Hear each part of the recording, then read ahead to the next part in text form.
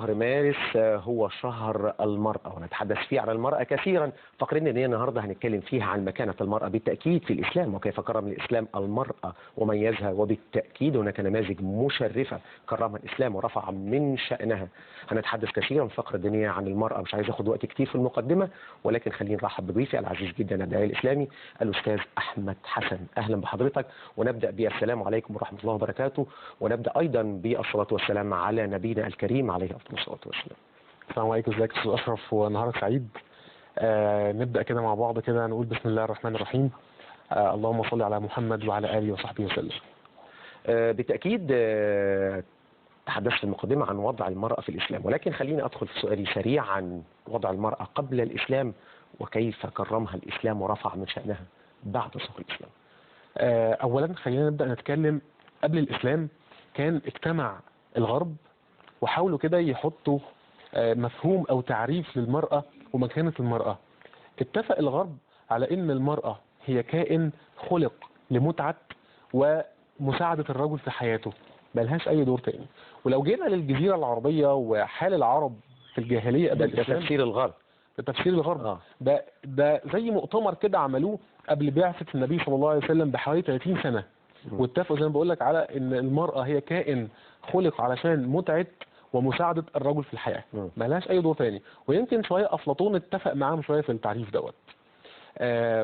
وحال العرب وحال الجزيرة العربية قبل الاسلام في الجاهلية كان اسوأ كابوس ممكن الانسان يحس بيه، او ممكن يعني اسوأ شيء ممكن يحصل للبني ادم، ان يبشر بانه هيخلف بنت او انثى.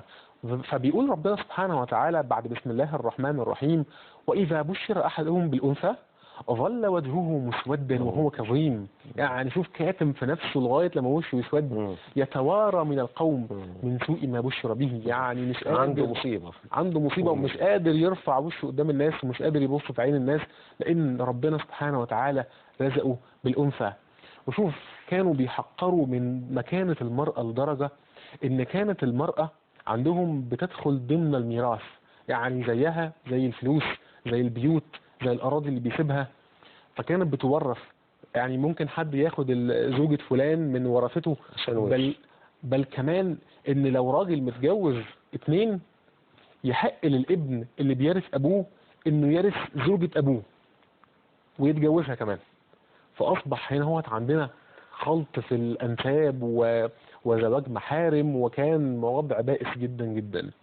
بل كمان كان الرجل مثلا واحد مشهور انه بيخلف بنات بس، فعايز يخلف ولد، نفسه يرفع راسه قدام الناس وعايز يخلف ولد، فيشوف واحد تاني كده في قومه يكون مشهور بانه بيخلف اولاد، ويبعت زوجته عند الراجل ده وبيقولوا ايه: ولا تعود من عنده الا وعليها اثار الحمل. شوف وصل يعني الدنو لغاية فين، ووصل احتقار لمكانة المرأة لغاية فين. بل كمان كان الراجل وهو بيلعب قمار يجوز ليه انه يراهن على زوجته، واللي يخسر في القمار يخسر زوجته كمان. يعني بالتأكيد شيء بلا قيمة. وكمان كانت المرأة نفسها لا تورث اصلا، يعني لو كانت زوجها مات ملهاش اي حقوق في اي شيء، لا ترث، ملهاش اي حقوق ولا ليها صوت انها تطلب اي حاجة. كانت بس هي زيها سبحان الله، زي الاصول اللي موجودة اللي كان بيمتلكها الزوج.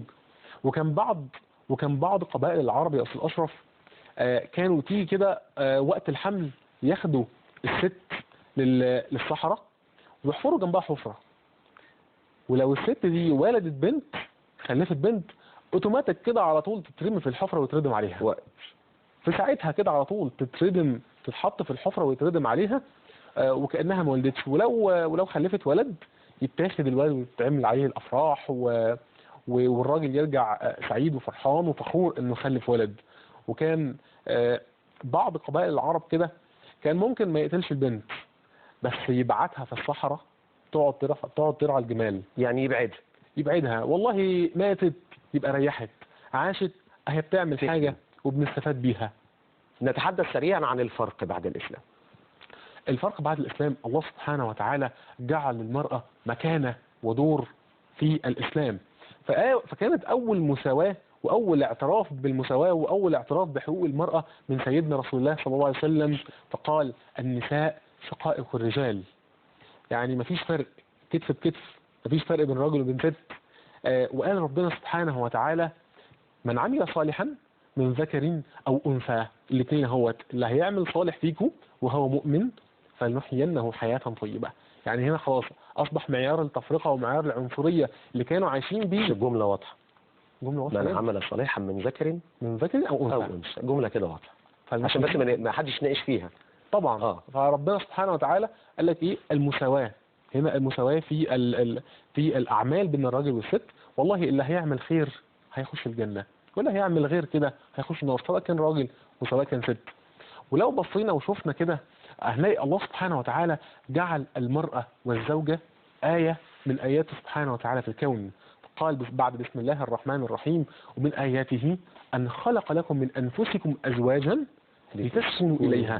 فجعل الرجل في احتياج للمرأة، وهو اللي بيحتاج عشان يسكن للزوجة، في احتياج ليها عشان تساعده في حياته، ودور هيكون دور مكمل معاه في حياته وليس تابع له. ولو رجعنا كده خطوة وشفنا قبل الإسلام كان بعض الحضارات بيصنفوا المرأة على أساس إيه؟ كان قلنا سقراط مثلا كان بيرى إن المرأة هي سبب الأزمات في العالم. الحضارة الصينية كان يقول لك إيه؟ المرأة هي العامل الأساسي في زوال السعادة والمال. الهنود، الحضارة الهندية كان يقول لك إيه؟ ليس النار والأعاصير وكل الدمار أسوأ من المرأة.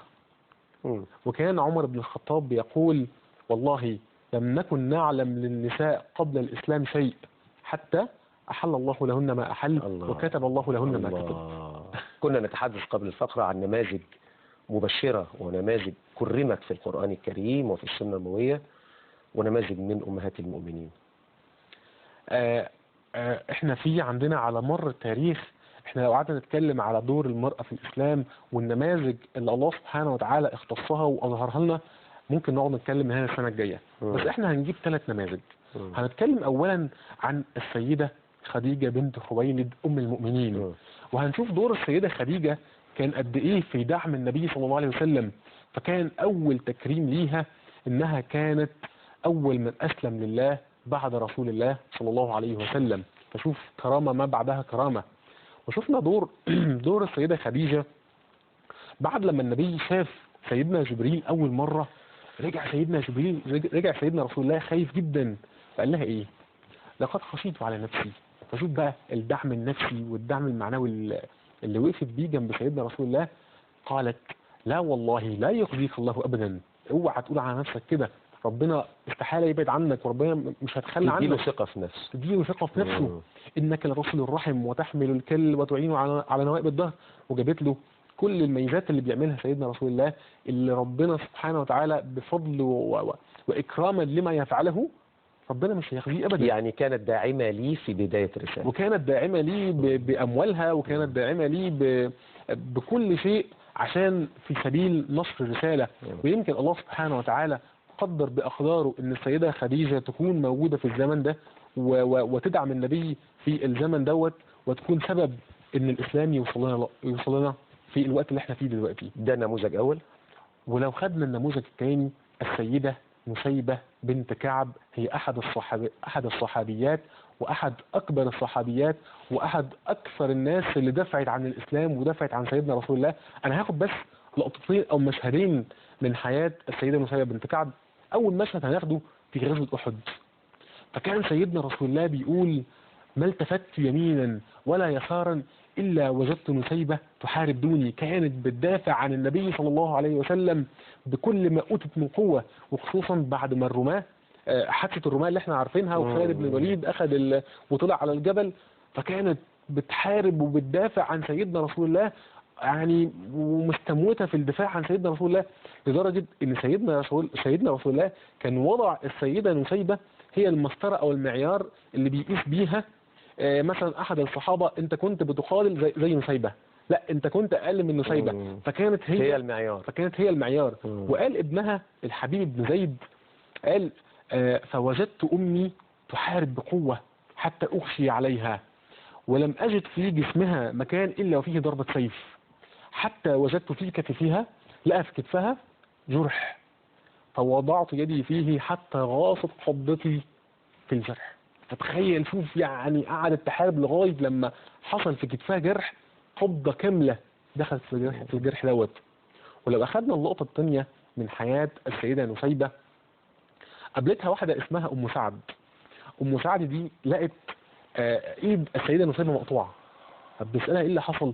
فقالت لها كان في يوم غزوة اليمامة، فكانت بتقول فدخلت أقصد عدو الله مسيلمة الكذاب، عايزة تقتل مسيلمة الكذاب. شوف القوة، دخلت كده في المعركة فشافت مجموعة ناس واقفين وفي وسطهم مسيلمة الكذاب، رأس الكفر ورأس عايزة النفاق، توصل له، عايزة توصل له وعايزة هي تنال شرف ان هي تقتله. فدخلت وسط الناس عايزة تقتله، فقالت ايه؟ فاعترض احدهم طريقي فضربني بسيفه فقطع يدي، فوالله لم اعرج ولم اشعر بألم حتى وجدت نفسي ألقيت فوق الخبيث وهو ميت. لقيت نفسها وقعت عليه وهو ميت، بترفع عينيها كده اهوت، لقيت ابنها عبد الله ماسك السيف في دم وبيمسح الدم.